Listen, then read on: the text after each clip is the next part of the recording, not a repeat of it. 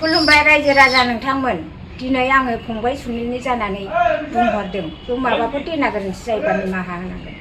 दिनै आंनि फंबाय सुनेला आंनि राङापारायाव थांनानै दिनै हरनै थानानै फैदों।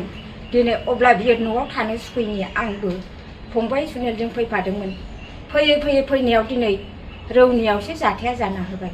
बे रौनियाव जाथाय जानायाव माने बङाइगावनि ट्रेनाबो फैगासिनोखामोन आरो बे ट्रेन फैनायावनो बियो बबेथिं खारखुमालाखो आं हमनानै मोनाखै। नाथाय बे फंबायखौ नोंसोरो अबावबा लामा सामा अबावबा हाथाय बाजार अबावबा टाउनाव लोगो मोनोबा हमनानै एबा खानानै दोन। बिनि मायेना एसे बोरैबा जानानै दं। बिनिखायनो नोंसोरखौ खावलायहरदों रायजो राजा गासिबखौबो बेखौनो गनायनानै लानांगोन। नैबे आंनि बिमा बुरै दिनै जोंहा न'खराव रावबो गैया। बिब' सानै फंबाय आरो बिदा जाम्बा दं।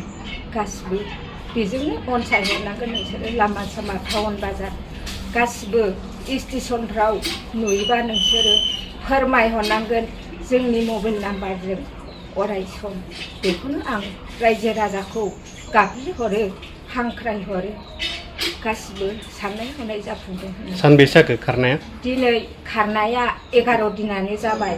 बेखौनो दिनै नागिरबाबो मोनाखै। जोंनि न'खरनि जाथि बंस बिदा फंबाय गासिबो। बिनिखायनो नोंसोरो सोरबाफोर नुयोबा अननानै बे फंबाय सुनेलखौ हमनानै दोननानै जोंनि फन नाम्बाराव बुनानै जोंनो फोरमायहरनांगोन। आं बेखौनो खावलायहरो रायजोफोर। दहाय आंना फंबाया बङाइगाव साफ्राकाटानि पाहाटुलनि आरो बङाइगाव जिल्लानि।